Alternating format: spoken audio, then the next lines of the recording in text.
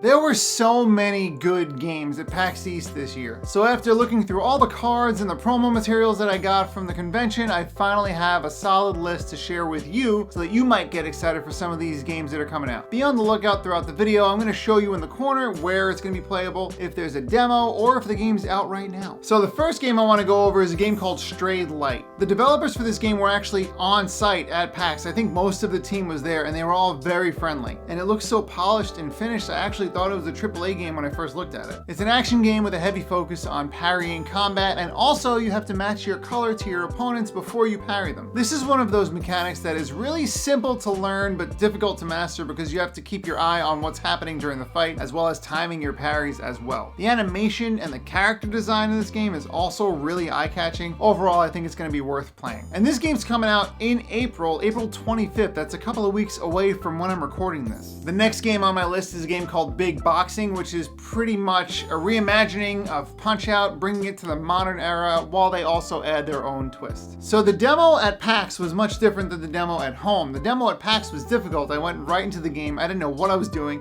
and I lost multiple times. I became very intent on fighting that boss and winning. I didn't. However, the demo you can play at home is a lot easier. It also teaches you the game, which I think is nice. Anyway, it's called Big Boy Boxing, and I had a good time playing it. It really did feel like an arcade boxing game, and you really can't go wrong with something that we know kind of works already. And now we're going to talk about the third game on this list, which is 30XX, a procedurally generated Mega Man-like side-scrolling action game. I actually was very lucky, and I got to play 30XX with one of the level designers, if not the primary level designer. And we talked about level design in a procedurally generated game while we were playing it, and that was a very fun experience for me. So every area feels handcrafted, but it's not. It's randomly placed sections that are handcrafted. And just being able to go back and forth and play with the level designer while we discussed and played the game, it was a really good experience for me, and it gave me a big insight into how much they really care about making this game feel like its own thing, not just a Mega Man clone. They added a lot of new power-ups, a lot of new bosses, a lot of new challenges. It's available for early access now on Steam. I'm excited for some console releases. 20XX is very fun. You can play that right now, but you can also buy the early access version of 30XX on Steam. Doomblade. Now this game is a little weird. You play as what looks like a Cthulhu-type miniature squid person, and what they do is find this blade that starts talking to them and telling them to kill things and get revenge in their name. You basically become the tool of a god sword. Actually, I guess it's the Doomblade, but anyway, the biggest focus for me on this game was how the combat and the movement are hinged together. You really need to master the combat to get around levels. You fly through walls when you use your homing attack, which feels like cheating, but actually adds its own level of complexity, and there's some puzzle solving to be had and timing-based puzzles. Overall, it was a very fun experience, and I enjoyed playing it a lot. The game itself is designed for mouse and keyboard. They did say that one of their focuses is mouse and keyboard because it is very specific.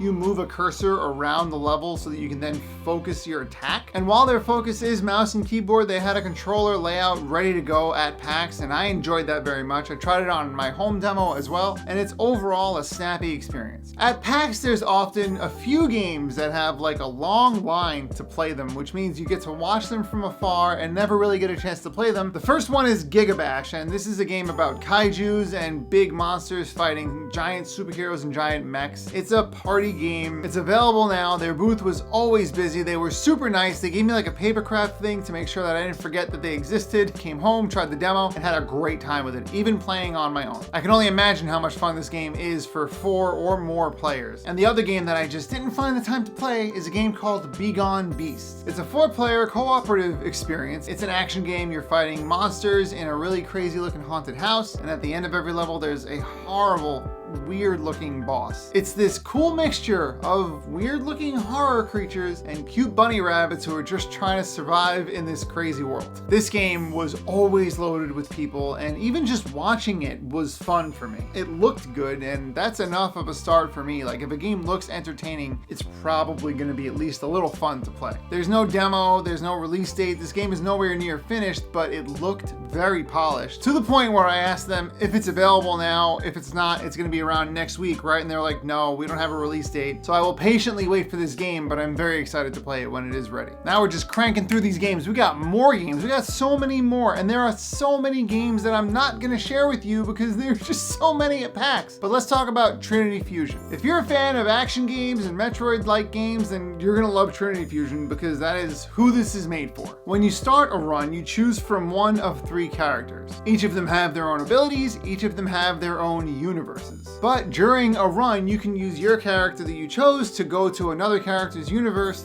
and move through the story and jump between universes. It's a story about multiverses. This game's demo is available now, and this is another example of a game that I thought was finished when I played it. It felt really solid to play, so I'm excited to see where it goes and what they do with the feedback they get from PAX as well. Because again, as much fun as we have as players at PAX, this is a great place for developers to get on the spot feedback from people who are gonna play their game, people who are invested. I love PAX, let me just put that out there. It's a great time. So if you ever get a chance to go to any of the PAXs, you should. Every game up to this point has been like an action game or a party game, but this game is a little more serious. It's a narrative called Spiral. The premise of this game is that you play as a character who's going through dementia and they're trying to put the pieces of their life back together from their fading memories. It's a heartbreaking premise. And when I expressed how sad I thought the story was, the developers were like, yeah, you're gonna cry. And they were sort of excited about that. I know it sounds a little weird, but I think what they were really feeling was the excitement that I was gonna feel something from something they made. And that's why I would assume you make a narrative story like Spiral, so you can express feelings. The next 2 games on this list are not only available for purchase right now, but they're also homages to Game Boy Color games, and they hit me right in the nostalgia, so I had to bring them up here. They're both made by an indie developer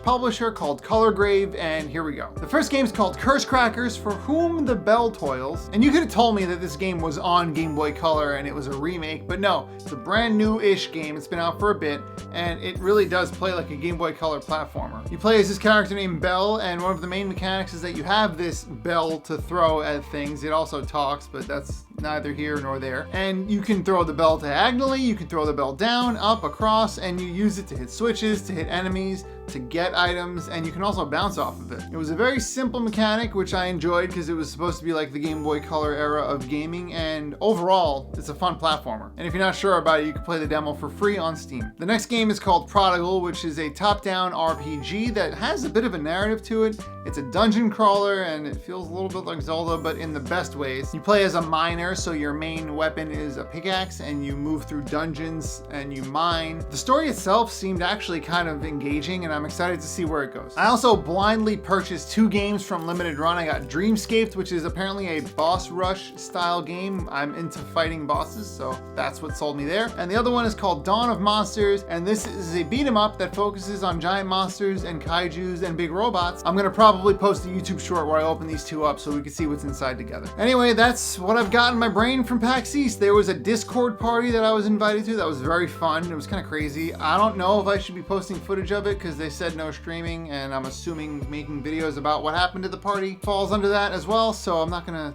mess with that. But it was fun. It was actually crazy to watch everyone sort of dance. People had like organized dancing. As always, thank you very much for watching. I kind of missed you. It's been a little bit since I uploaded, but we're back. We're doing videos. We got weekly schedules, and it's gonna be great. I'm gonna work a stream into this thing. We're gonna start streaming on YouTube. I'm excited about it. I gotta figure out what I'm gonna play. I hope you have a wonderful day, and I will see you in the next video or on the next stream.